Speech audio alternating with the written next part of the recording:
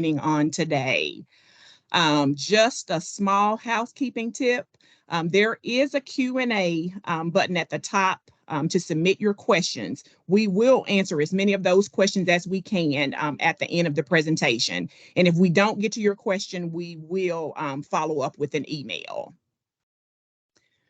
We just wanted to introduce ourselves. We will be back on screen during the question and answer time.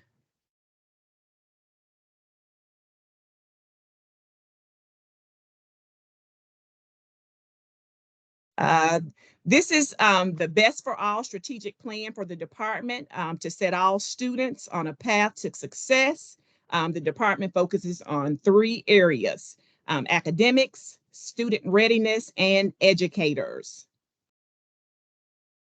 Our objectives for the day will be to understand IEA statute, State Board of Education rule, and the handbook requirements. Outline disbursement and reporting deadlines, list approved and disapproved expenses, identify items included on expense reports, describe misspent funds, and explain ABLE TN and Coverdell contribution, the ABLE and Coverdell contribution process. Laws, rules, and regulations. Funds shall be used each year on approved educational expenses for the benefit of the student enrolled in the IEA program. Submit expense reports and receipts for all IEA fund expenditures before the next IEA payment is dispersed. Overall spending shall equal 50% of the annual award by the deadline of the last expense report, which will be due on June the 30th. If overall spending does not equal 50% of the annual award by the deadline, and if the IEA is renewed the following year, the department will subtract the difference from the payments in the next contract year. Disbursement and reporting schedule. Now, this is a very, very important slide. The projected funding date for Q1 is September the 15th, around September the 15th. The expense report will be due on October the 1st. The expense report reporting period is July 1st through September 30th. Those are very important dates. Please do not submit any expenditures outside of those dates. If you spend money on September the 30th and it does not clear your debit card until October 1st or October the 2nd, that means that will go on the Q2 expense report, because the way we look at the debit card, they don't always clear on September the 30th just because you purchased that item on that day.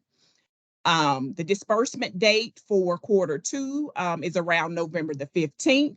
The expense report will be due on January the 1st. That reporting period is October 1st through December the 31st.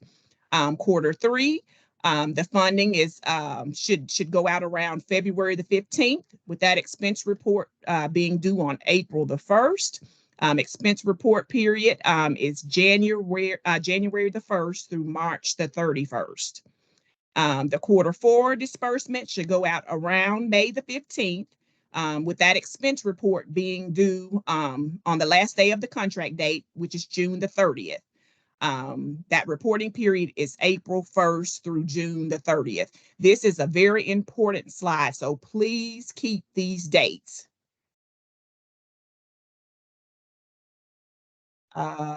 Expense reporting. Expense reports are due each quarter by 3 p.m. Central Time, 4 p.m. Eastern Time on the listed dates, and those dates were on the previous slide. IEA account holders who submit expense reports more than 7 business days late may be required to wait until the next disbursement for payment. Please note that after 10 days, any expenses not listed on the expense report will be considered misspent. Approved expenses. Account holders shall agree to use the funds deposited in the IEA for the following expenses: tuition or fees at a participating school, an eligible post-secondary institution, or for a non-public online learning program or course. Textbooks that are required by a participating school or eligible post-secondary institution. Tutoring services provided by an individual tutor or tutoring organization who meets the requirements set by the department. Payment for purchase of curriculum defined as instructional, educational materials for an academic course of study for a particular content area, and this includes supplemental materials required by the curriculum. Fees for transportation paid to a fee-for-service transportation provider. Transportation fees can only be used for transportation to schools and educational providers, which includes tutors and therapists. Other approved expenses include contributions to a Coverdell education savings account or the ABLE TN account ending in 02. Educational therapies or services, including co-pays or co-insurance for participating students provided by a therapist who meets the qualifications set by the department and the State Board of Education. Contracted services with a public school, fees for the management of the IEA by private financial management firms. And please understand that these receipts must be itemized when you submit those on your expense reports. And computer hardware and technological devices. Please note that account holders must obtain pre-approval for educational therapies, computer hardware and other technological devices, tutoring services, and other expenses identified by the department. That ends my portion of the presentation. I will hand the mic over to Ms. Stephanie. Thank you, Marissa. We will now be covering disallowed expenses. So this is not an exhaustive list of all prohibited expenses. Further details can be found in Chapter 5 of the IEA Account Holder Handbook. And if you're ever unsure if an expense is allowable, you can always fill out a pre-approval form and the department will decide if it is allowable or not. So from this list, you can see that prohibited expenses include furniture, such as desks and storage cabinets, consumables like paper, pens, crayons, backpacks, things like that. Medical related items and services such as medicines, some experiences like field trips or athletic fees, certain services such as yoga, music, art, classes, and like that. Add-on technology and some equipment. So internet services, televisions, office suites, those are not allowable expenses. Animals or animal supplies are not an allowable expense. Personal transportation is not an allowable expense. And then any expenses, including services paid or provided for or billed outside of the IEA contract period, is not allowable. So you must ensure that you are within your contract period when purchasing items or services. Let's now discuss expense reports. So the expense reports must include all expenses paid during the expense reporting period. If an expense is not reported on the expense report, it will be considered a misuse of funds. If all expenses for a given quarter will not fit on one expense report for that quarter, then please complete an additional report for the excess expenditures. All submitted receipts must include the date of purchase or the date the service was provided, the name of the provider or the vendor, and if you're submitting a receipt for educational therapies and services, then the name of the tutor or therapist and the name of the student who received the services should also be included. A description of the item or services purchased, and then the total amount. If a receipt is not itemized, it will not be approved. Any refunds must be reported in the additional comments section of the expense report. and documentation substantiating the return must be submitted with the expense report.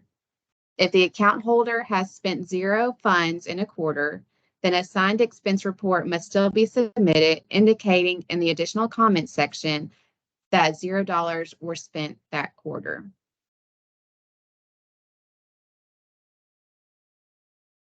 Funds will be considered misspent if used for disallowed expenses, purchases of certain items or services without pre-approval, and those include tutoring services, educational therapies or services, computer hardware and tech devices, and tuition and fees for online programs.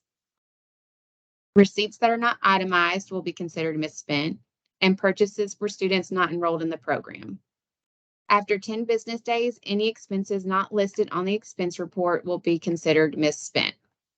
If an account holder is determined to have misspent IEA funds more than twice in a contract year, the student may be removed from the IEA program.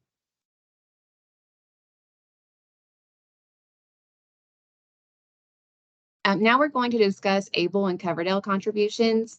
So an account holder may use IEA funds to make contributions to an ABLE Tennessee savings account or to a 530 Coverdell education savings account. ABLE Tennessee is a savings program designed to help Tennessee residents with disabilities put aside money to pay for qualified expenses.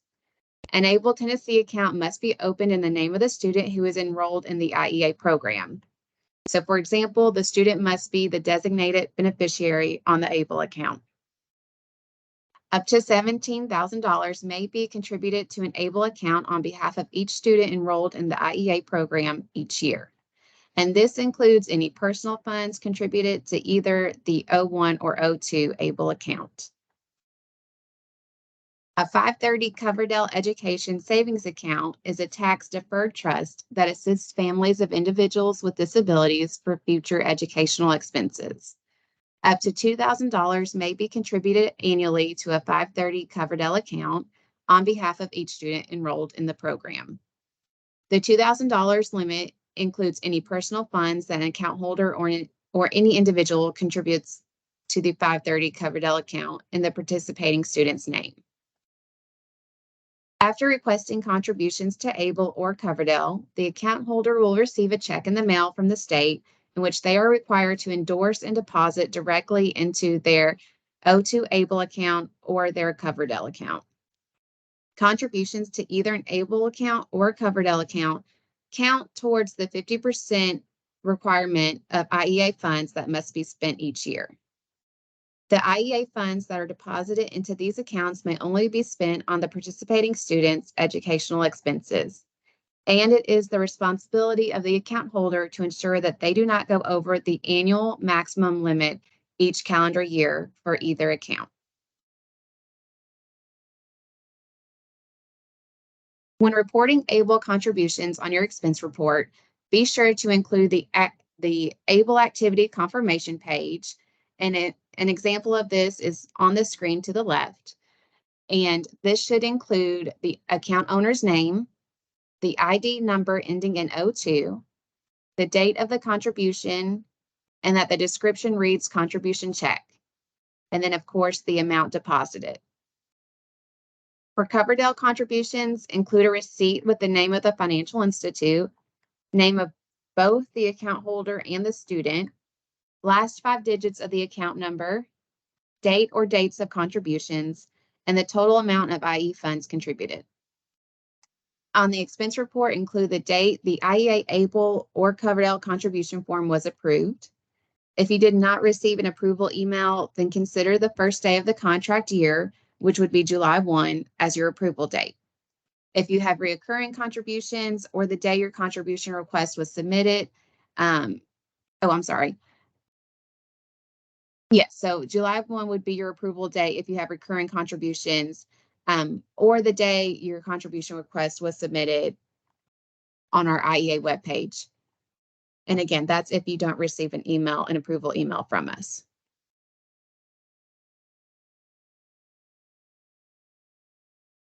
So some quick reminders. The IEA program is a direct payment only program, meaning you cannot be reimbursed for purchases made with personal funds. Funds may only be used for approved expenses. Expense reports are due at the end of each quarter. And again, after 10 business days, if an expense report is not submitted, then it will be considered misspent. Pre-approval is required for certain expenses. And as a reminder, if you're unsure if an item or service is an allowable expense, then please fill out a pre-approval form and we can make the decision if it is allowable or not. 50% of your total allocation must be spent each fiscal year. And this means that all funds must be processed and cleared from your debit card before June 30th. And any ABLE or Coverdell contributions must be submitted no later than May 31st.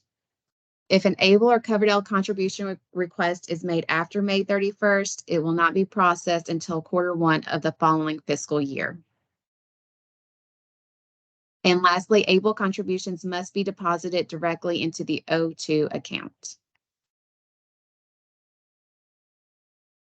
That wraps up our portion of the expense report training. The rest of the time will be for questions and answers, and Farah is monitoring the Q&A.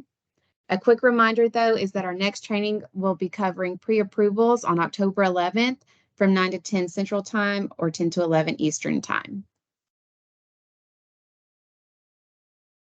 Marissa and Stephanie, thank you so much. That was a lot of information for everybody to have. I want to remind everyone that it was a lot for us to take in, but they were giving us reminders from our account holder handbook. So don't feel like this was all things that you have to take in and memorize today. You can always refer back to your account holder handbook to get this information.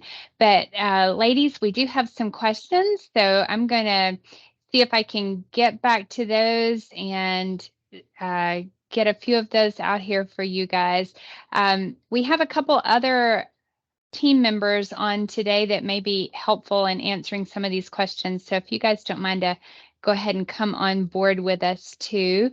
We have Shelley Johnson and Rachel Britt, who you have probably met as account holders, you've been asking questions and interacting with us throughout this short time that we've all been together. I'm just going to read some of these questions, and if you guys don't mind jumping in, whoever knows the answers to this one, I think anybody answer this one. So Shelley and Marissa, will you be sending the slide deck out after this call? Are we sending it out, or are we going to post it onto the website? I think we're going to post it on the website. Yes, that sounds like a great plan.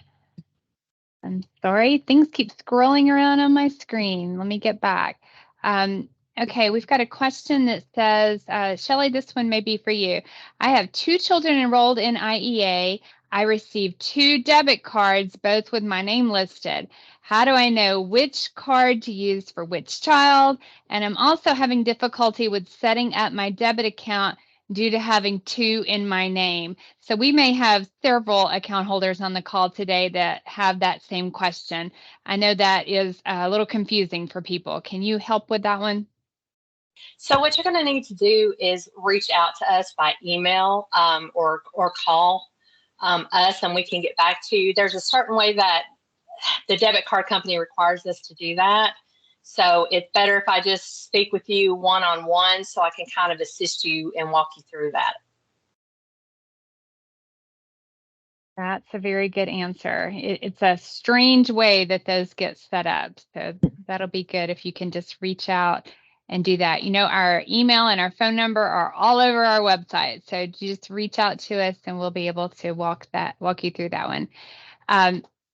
Somebody else had asked, will you be providing, thank you for putting that up there. That's great. Will you be providing a link to this recording in case we want to review it later? So I think Marissa addressed that. If you look on the front page of our website, Rachel's been doing a great job of getting things posted up there for us.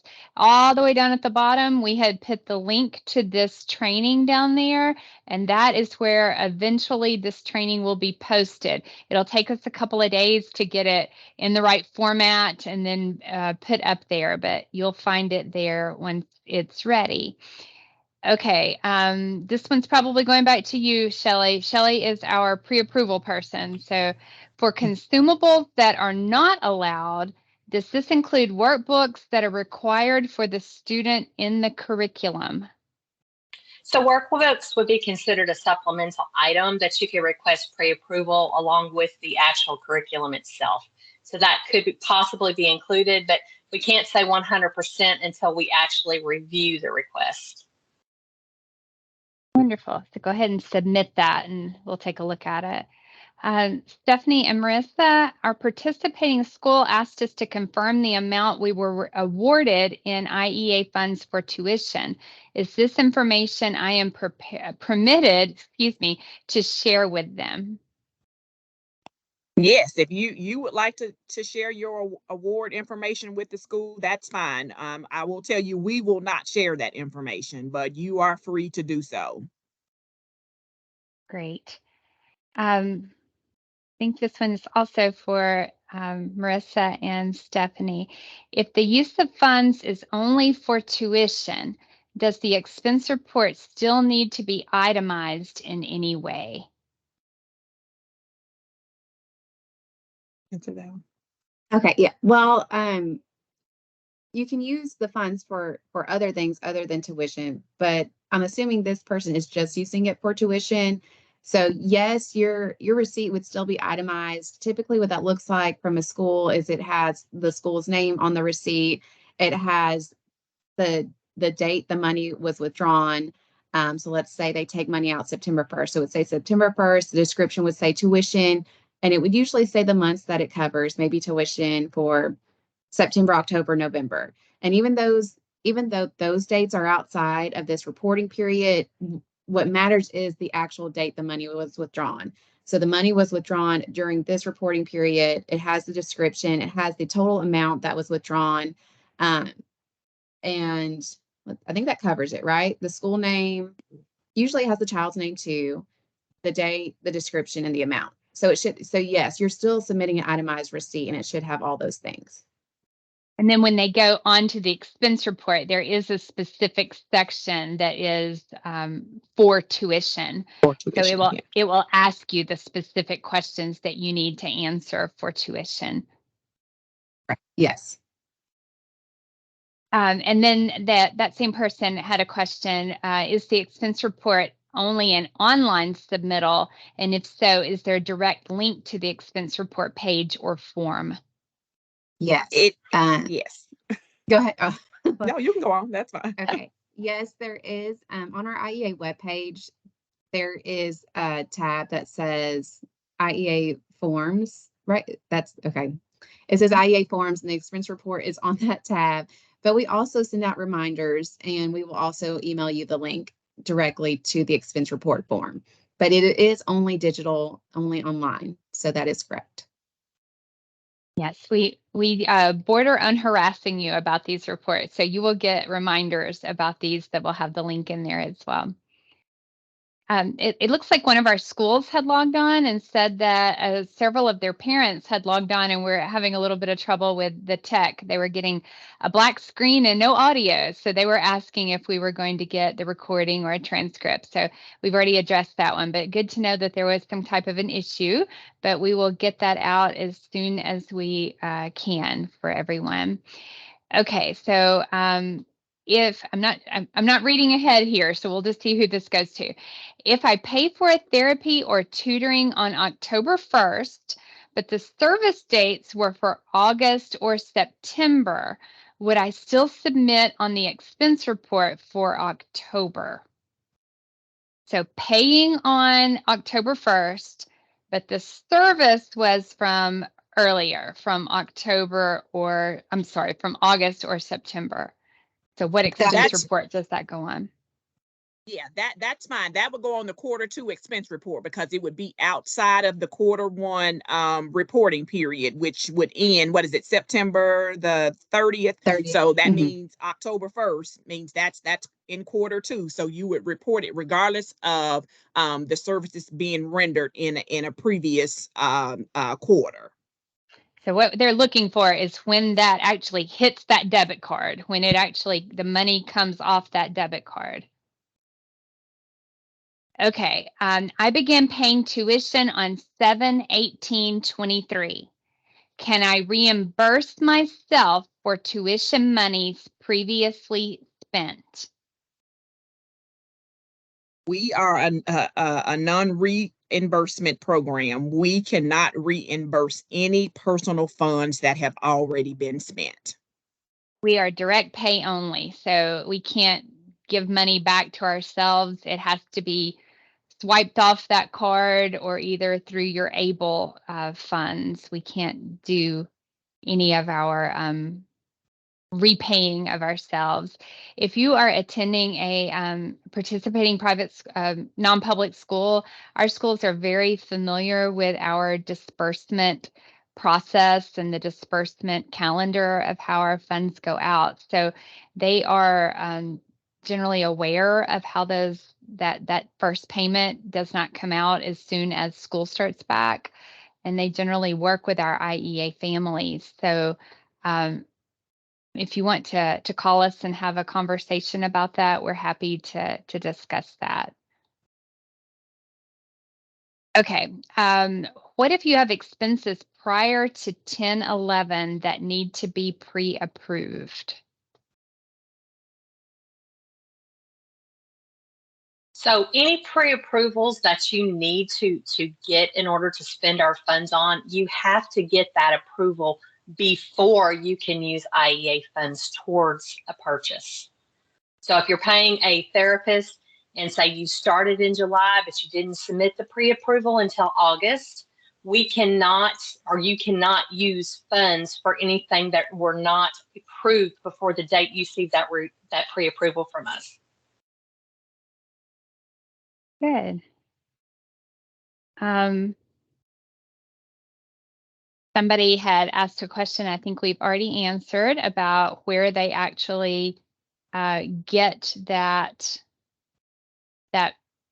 the form to actually submit their expenses. So I think we've taken care of that one.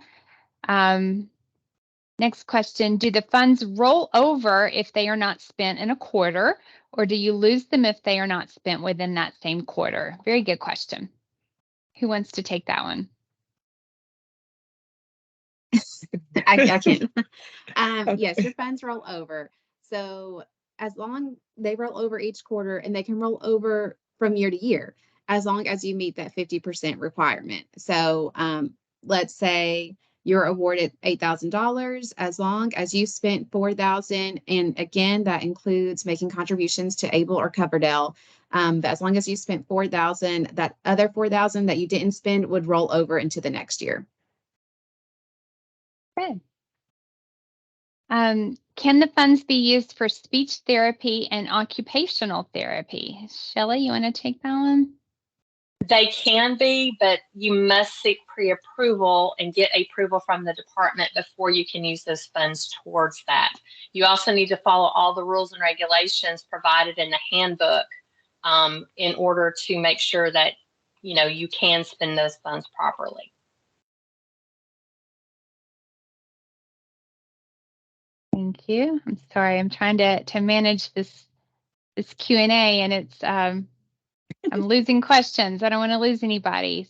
Do I need to submit the money amount for pre-approval of a tutoring service, or just the name of the place and the service?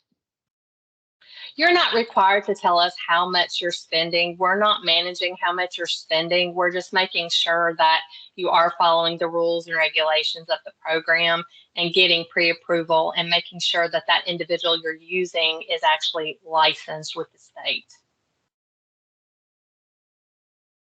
Good.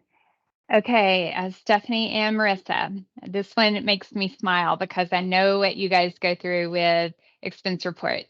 And the question is, do you guys review expense reports for errors and allow an opportunity to correct any mistakes prior to the funds being considered misspent? Yes. You broke up there. See, because I Okay, couldn't hear you. I heard her. Yes. Okay. Yes, we will let you know if there is an error. We won't just say you misused or misspent funds.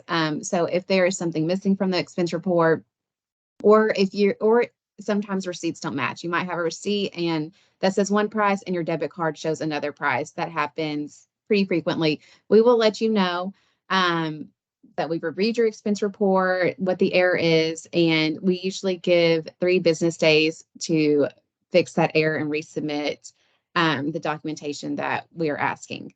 So, for an example, if your receipt from your school tuition shows $1,000, but your debit card shows that they took $1,005. They took out an extra $5. We would ask that you would upload a new receipt to match what was taken out from your debit card, or either way, it has to match. Your receipt needs to match what was actually taken out.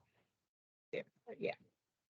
Yeah, that one made me smile because I know how many times they work with families trying to get that to match or balance before they finally say something's wrong here. So lots of back and forth there where they work with our families.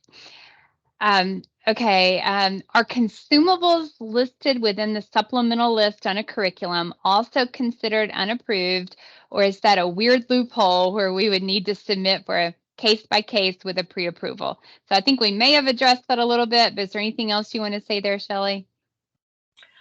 Well, I think what a lot of people don't understand, curriculum, you're not required to get a pre-approval on, but some individuals feel like they're not sure what you're required to get and what'll be approved and what's not. So you feel a little bit safer in submitting a pre-approval. We are glad to look at any pre-approvals that you submit to us and review it. And we can tell you, yes, that's acceptable. No, it's not. But yes, if you're wanting pre-approval on a supplemental, then yes, but you are not required to submit pre-approval for curriculum items. Very good. I'm back to losing my questions. I'm almost there. If I had to pay private school tuition in August before the card came in, can I be reimbursed? So I think we've addressed this one again, but just to reiterate that, Marissa, do you want to take that one? We are a direct pay, I don't want to say, I have to say organization, sorry, program.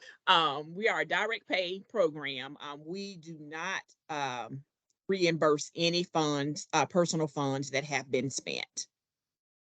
Yeah, if you want to call us, like we said earlier, to someone else and have a conversation about that, we're happy to talk through that process.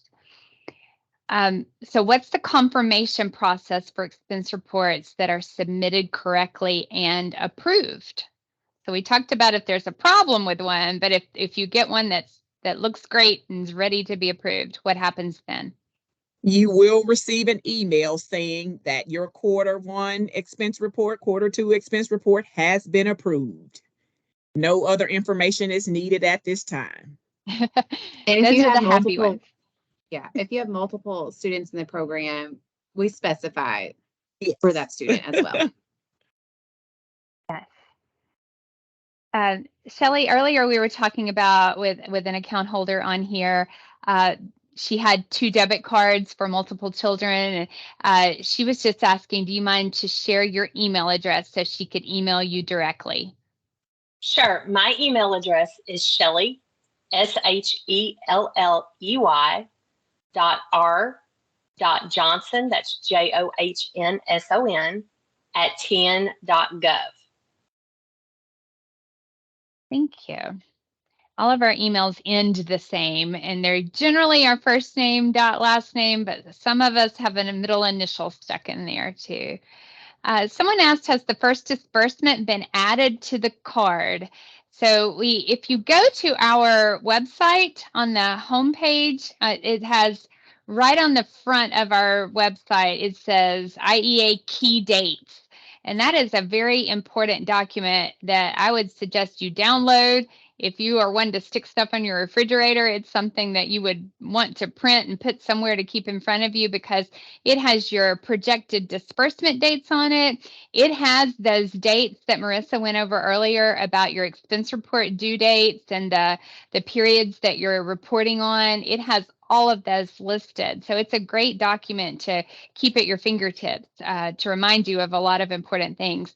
But that first disbursement is projected to go out somewhere around September 15th. Now, there's a lot of accounting things that have to happen in the background. So that's why we say projected and around the 15th, but that's when it's supposed to happen. So the answer to that question is no, it has not been added to your card yet. There is a way, and I'm going to lean on the team here to fill in the details here. There is a way that you can sign up for some notifications with that Way to Go debit card, so that they alert you anytime money is deposited onto your card, and you don't have to wonder or keep checking to know when that deposit has been made.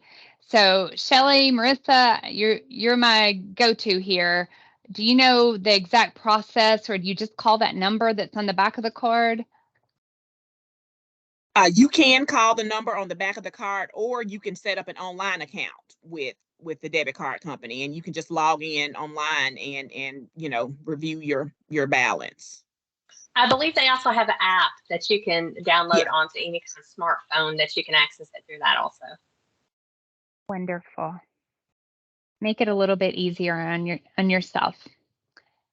Another question, if I'm receiving the funds as a check to fund my ABLE TN account, is my expense report only this contribution to the ABLE account? Very good question. Stephanie, you want to take that one? Sure. I'm sorry. I was also reading something. So yeah, we were. So I heard about the ABLE TN contribution. If that's the only one for the reporting period, was that the question? If it's just ABLE TN? Okay.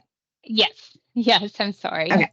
So if you're only reporting an ABLE Tennessee contribution on your expense report, when you fill out the expense report form, it's pretty long. So if you've never done it, you'll soon learn, because we have all the expense reporting categories.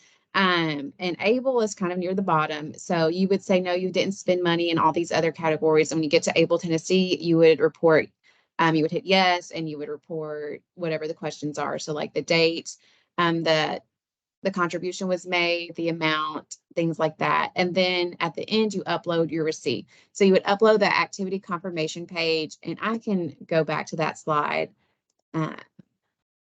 So this right here, this picture on the left, is what you would upload for your ABLE Tennessee receipt. And it would have the account owner's name, which would be the student's name. Your parent account holder name would be right here. The ID number, and again, it must end in 02. Oops. And then the date, I'm sorry, I keep hitting this. The date the transaction posted, and the amount, which is right here, and the contribution check as the description. And so you would upload that receipt, and that's all you would need to do for your expense report. Barry, did I answer that completely and correctly? Yes, I think you did. Yes, you Okay. did.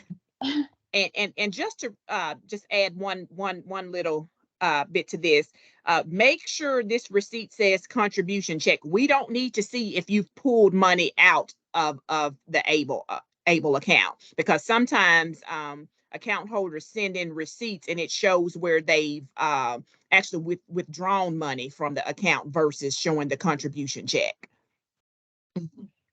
And just to let you know, we know the exact amount that should be contributed to your ABLE Tennessee account, whether it's recurring quarterly or it's a one-time contribution. We have that on file. So we do check to make sure that the amount posted on this activity confirmation page matches the amount that we have on file that should be contributed. Wonderful. Thank you for giving me just a minute. I was posting a few more questions. So Well, I can keep talking if you want. you're a good talker. Thank you. Okay, now if I can just find my place back, I think we'll be in good shape. Okay, we did that one. We did that one. Okay. My child has an ABLE account with O2, so very good. I'm proud of you for knowing the difference in the O2 and the O1 accounts. Will my expense report, I think this one is much like the one we just did. Good. Will my expense report be 100% just the contribution of the ABLE account, or do I also need to submit what was sent from ABLE to her approved school for tuition? Okay, so I think we just did that. So whatever you spend from ABLE, then you don't have to do that. It's just taking the IEA money into ABLE is what you are accounting for. So I think that was a duplicate. If depositing funds into ABLE, do you still need to get prior approval for services to ensure the money is withdrawn for approved services? So if your money, go ahead, Marissa. Go on, Shelley. I was going to say, you don't have to get pre-approval from the department on any kind of expenses if you're paying through ABLE. From us, you will have to follow the rules and guidelines that ABLE has set forth for educational expenses. But please be advised, the funds need to be spent on educational needs of the IEA student. You can't spend it on the other child, in the family. I mean, it has to be spent on the educational needs of the child in the IEA program. I can't reiterate that more. Very important. Do I need to request a check for depositing into my ABLE TN, and who should I send that to? Yes. So the request form is another form on our webpage under that IEA Forms tab. So you have the option to do recurring, which means we will set you up to automatically get that check every quarter in the full amount of your quarterly contribution to be deposited into ABLE. Or if you like, you can still have your debit card and you can have ABLE. And if you want to do a one-time contribution, you can do that as well. And you can request one-time contributions each quarter or once a year, however often you'd like. And so with one-time contribution, you just let us know how much you're wanting to pull from your debit card to contribute to your ABLE account. But and it I is on that will, form. yeah, and I will add one thing to this though. If you're going to request to receive a check every quarter, I will tell you right now, you might as well fill out the form for a recurring contribution because that means we would have to pull funds 4 different times when you could have already just received a check, initially. So just think about that. I can understand if you're doing it twice a year, but I definitely wouldn't do it every quarter and not be a recurring person to receive checks. Much easier to do one form than 4 forms. Yes, than 4 forms.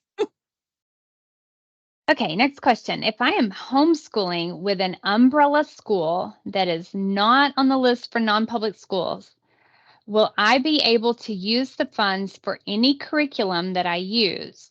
The curriculum is chosen by the parent and is not listed from the school. So you can use curriculum. I mean, you can pay for that with IEA funds. Like I said, you don't have to get pre-approval from that. But now you cannot use the funds to pay for a non-participating school.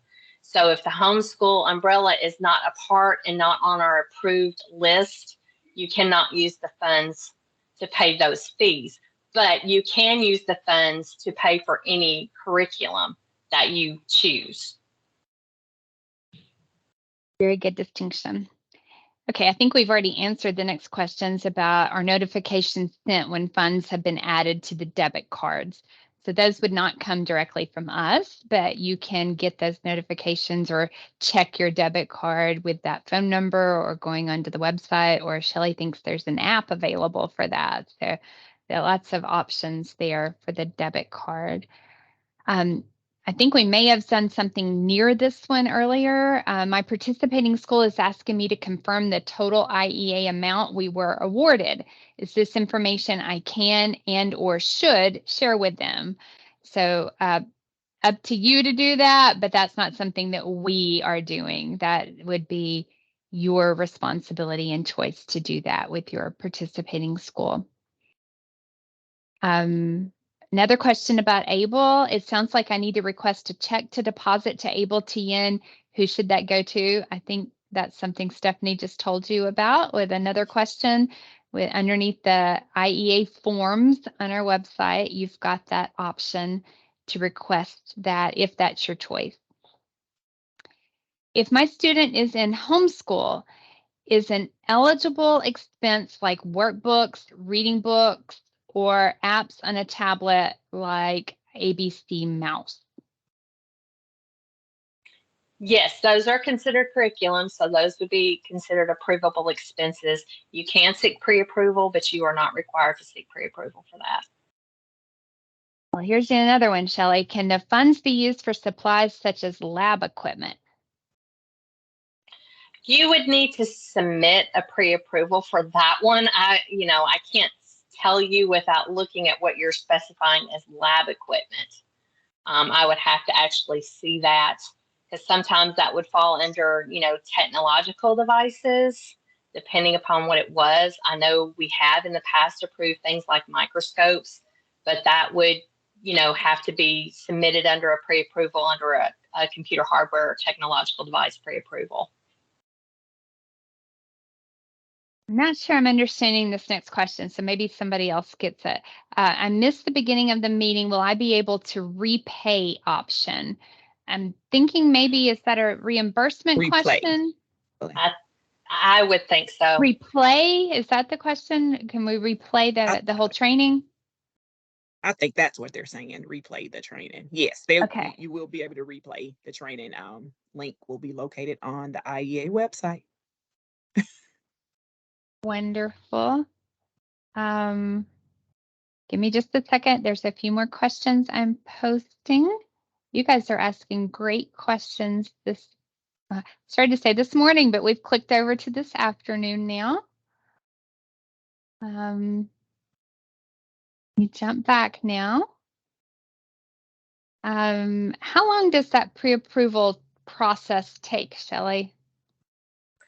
It just depends. I mean, I usually go in twice a week and review pre-approvals, but on occasion, if I'm not sure it's something that we can cover, I kind of have to talk it over with Farah, and sometimes we have to talk it over with our superiors and all, just to make sure that we're giving the correct information. So usually it's not more than a couple of days, like maybe 3 days, but it can take a little bit longer, like I said, if we have to do a little bit more research and verify that that's something that we could approve. Sometimes you guys can find stuff we've never heard of before, and we have to do a little bit of research to make sure that that's something that is approvable. You educate us all the time. Would an LEA allow us to use IEA funds for our students to participate in their summer program? I assume this is an allowed expense and would not need pre-approval. So we do have an expense category that allows our account holders to contract with our public schools for services. So for instance, if you've got a student who wants to participate in band and your public school allows for that, that would be a contract type basis that you would work out with your public school. We're not involved in forcing a public school to do anything like that, but if your public school was to allow for that, or if you had a student who wanted to participate in an advanced calculus class, and that was something that was available at your school, and your school was willing for you to pay a fee for your student to participate in that. Or like you mentioned here, a summer program, that is an allowable category for us for contracting with your public school for you to do that. Shelley, is that a pre-approval one, or is that not one that needs pre-approval? That's not one that we usually pre-approve. I mean, a lot of times we have account holders that will notify us and ask us that question, and we'll respond. But like you said, that's usually a contract that they have to work out with the LEA. Okay. So if that's something that you are working through with your school system, we don't get a lot of those with our school systems and our account holders working through that process. It looks like from what Stephanie's showing me on the screen, we might want to review that. So just get back in touch with us if that's something that you are trying to work out, and we will work through that one with you. We have just a couple more questions, it looks like. Let me get through those. Thank you for your patience, everyone.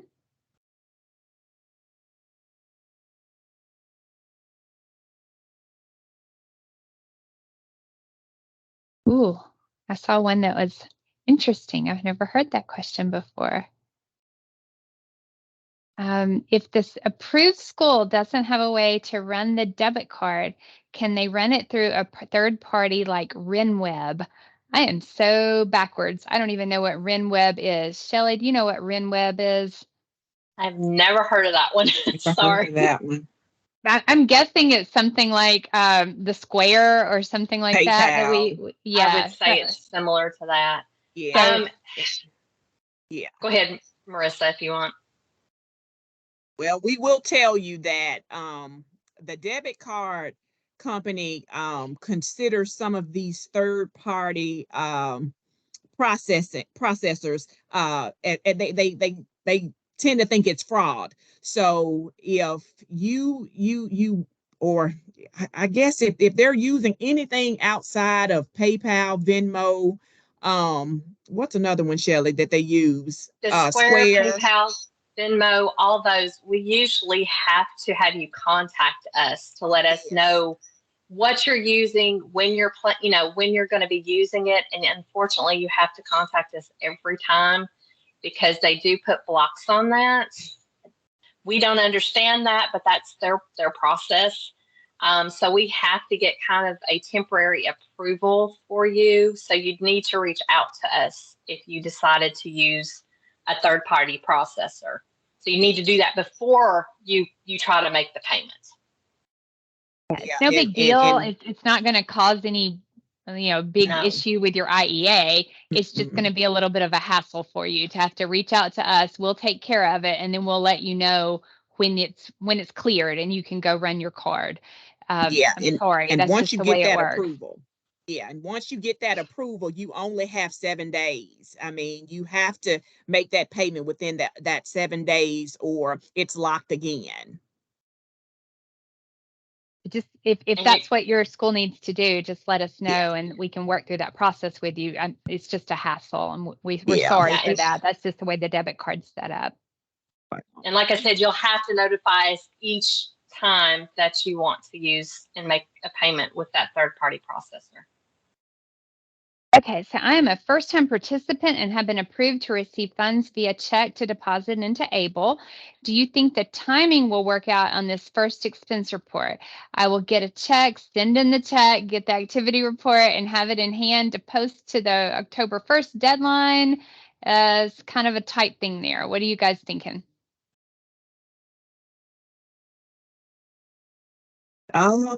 We don't quite know yet. I don't know. I don't know if it would be cleared by October the 1st. I'm not sure. I really can't answer that one. We hope you'll be able to, but just can't give you a definite answer on that. But I will tell you that we strongly suggest that our account holders endorse the back of that check and send it over to ABLE. That's going to be the quickest way to get it done once you receive it. So Marissa, let me follow up on that. If they get the check, they endorse the check, they put it back in the mail, they send it to ABLE the very day they get it, and then it does not post to their ABLE account before October 1st when they need to submit their expense report. What what should they do at that point? They If would it does still not, submit. yeah, Sorry, guys. you can go on. They would still submit an expense report. You would Yeah. just put that 0 funds were spent this quarter. It's a question to ask you if any funds were spent. You would click no, and then in the additional comments you would write zero funds were spent this quarter, and you would submit that for your expense report for quarter 1. But then on quarter 2, they would end up most likely with 2 able Yes. confirmations that they're Deposits. gonna. Very good. I think we probably addressed this one already, but just to be sure, how do I know how much is on the card for each quarter?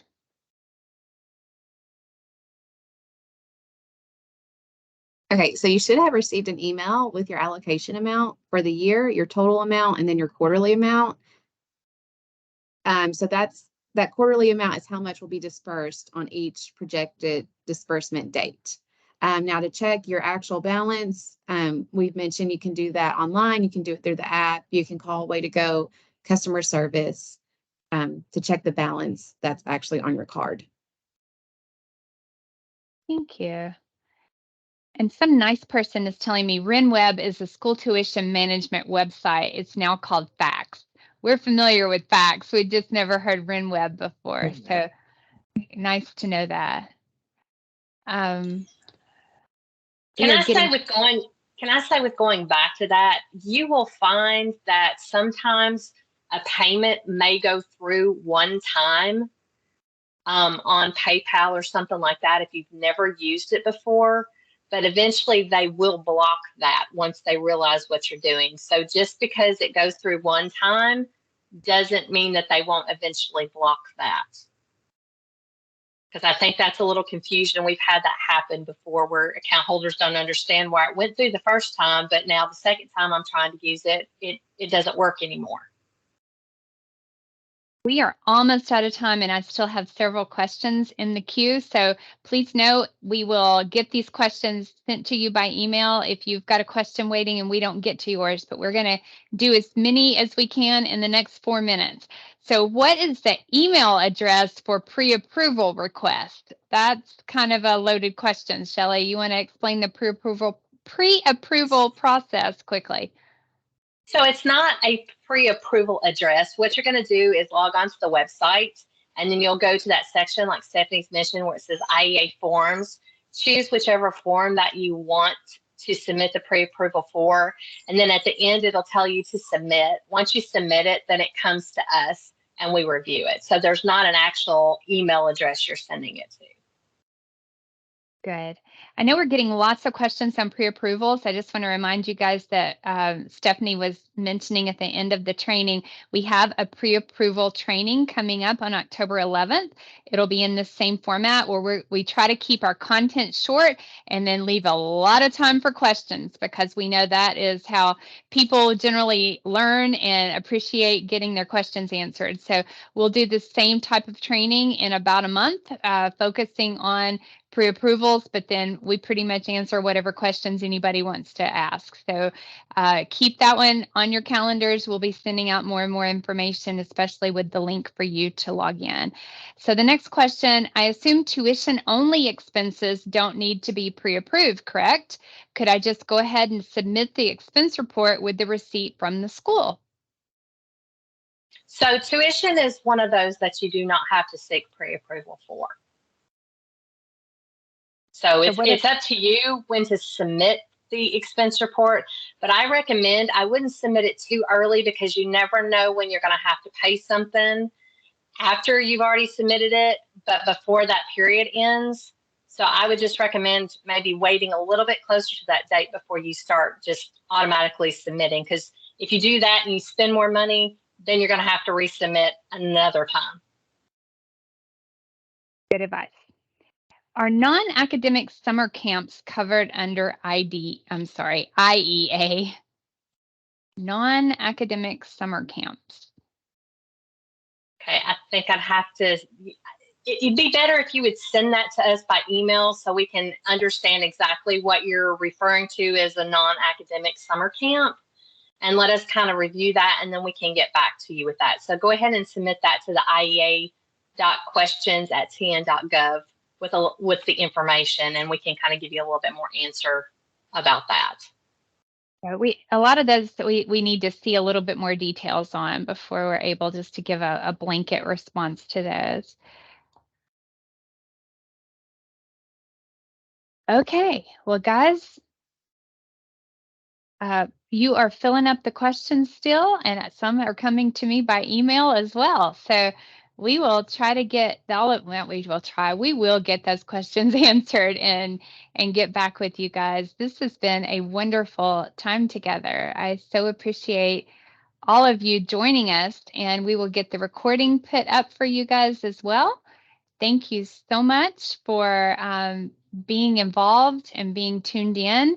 When you have questions, please jump on our office hours. That is on our main page as well. If you scroll down to the bottom, there's a link to those office hours. We are available every Tuesday, somewhere around your lunch hour. We try to have that available where you can get on and talk to us live. If you don't like to leave a voicemail and wait for us to get back with you, you can always reach us by email or leaving a voicemail at that number that's on your screen as well. But thank you all, and have a wonderful rest of your day.